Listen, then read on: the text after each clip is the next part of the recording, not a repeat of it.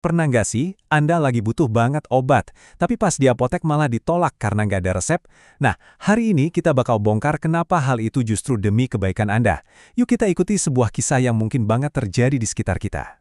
Kenalan dulu nih sama Pak Budi. Beliau lagi pusing 7 keliling, susah tidur, cemas, terus dengar dari temannya ada obat manjur namanya Alprazolam. Kedengarannya simpel kan? Cuma mau beli obat biar bisa istirahat. Tapi, di balik permintaan ini, ada bahaya yang mengintai. Jadi sampailah Pak Budi di apotek, ketemu sama apoteker Iwarsela. Tanpa basa-basi, dia langsung minta obat itu. Padahal, alprazolam itu bukan obat biasa loh. Ini termasuk golongan psikotropika yang aturannya super ketat. Apoteker Iwarsela tentu saja paham banget sama kondisi Pak Budi. Tapi dengan sangat baik dan tegas, dia menjelaskan, "Pak, mohon maaf banget, obat ini hukumnya wajib, harus kudu pakai resep dokter. Ini bukan soal pelit atau mempersulit ya." Nah, sekarang kita masuk ke intinya. Kenapa sih resep itu sebegitu pentingnya? Kenapa nggak bisa beli langsung aja? Jawabannya cuma satu, ini semua demi keselamatan kita. Yuk kita kupas tuntas alasannya. Pertama-tama, kita harus paham dulu apa itu psikotropika. Gampangnya gini, obat jenis ini nggak bekerja di perut atau otot, tapi langsung mengutak-atik sistem saraf pusat kita, alias otak. Kerjanya langsung ke pusat komando tubuh yang ngatur mood dan perilaku kita. Jadi, penolakan apoteker itu ada landasan hukumnya yang kuat banget. Ada undang-undang, peraturan menteri, sampai peraturan dari BPOM. Semua aturan ini dibuat bukan buat nyusahin, tapi untuk melindungi kita semua dari penyalahgunaan obat yang bisa berakibat fatal.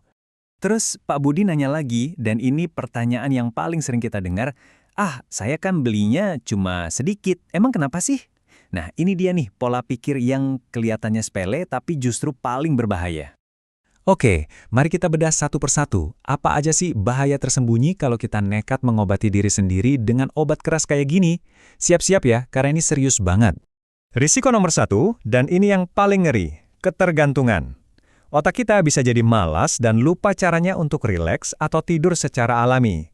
Akhirnya, tubuh kita merasa nggak bisa berfungsi normal kalau nggak ada obat itu.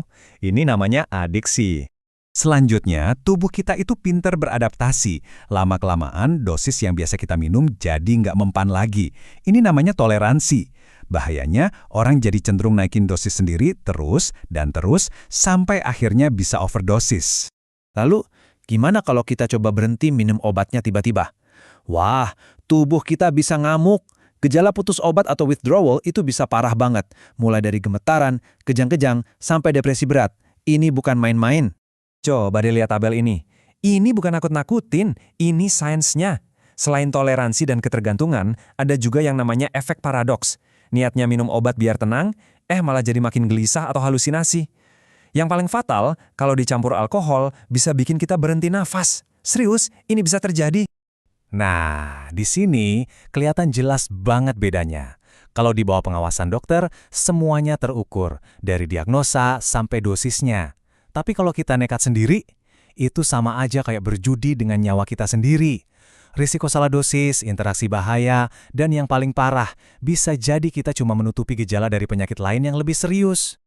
Oke, setelah tahu semua risikonya, terus gimana dong solusinya? Apa artinya kita harus pasrah aja kalau lagi cemas atau susah tidur? Tunggu dulu. Tentu ada jalan keluar yang jauh lebih aman dan sehat. Nah, ini dia langkah-langkah praktisnya. Apoteker Iwarsela menyarankan sesuatu yang namanya sleep hygiene. Ini simple banget tapi powerful. Pertama, coba deh matiin semua gadget 1 jam sebelum tidur. Kedua, minum yang hangat-hangat, kayak teh kamomil. Ketiga, kalau perlu, cari suplemen herbal yang ringan dan pastinya sudah terdaftar resmi di BPOM. Jadi, poin utamanya adalah ini. Apoteker itu bukan sekedar penjaga toko obat. Mereka adalah profesional kesehatan yang jadi garda terdepan untuk keselamatan kita sebagai pasien. Saat mereka menolak permintaan kita tanpa resep, itu adalah bentuk kepedulian mereka. Sebagai penutup, ingatlah pesan ini.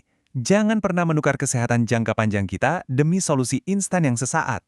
Karena solusi yang kelihatannya cepat itu bisa banget jadi masalah seumur hidup. Jadi yuk, kita sama-sama lebih bijak dalam menjaga aset kita yang paling berharga, kesehatan kita.